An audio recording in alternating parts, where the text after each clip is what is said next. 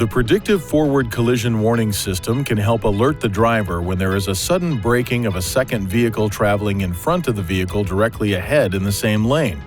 The system uses a sensor located behind the lower grille of the front bumper.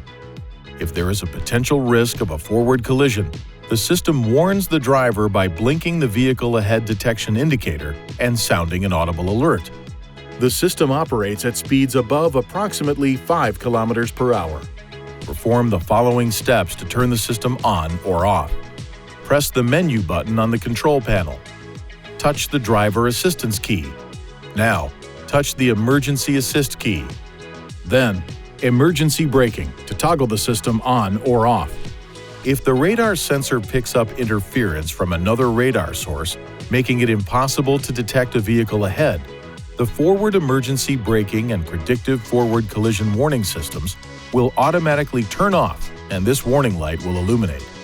The PFCW system is integrated into the forward emergency braking with pedestrian detection system. There is not a separate selection in the touchscreen display for the PFCW system. When the FEB with pedestrian detection is turned off, PFCW system is also turned off.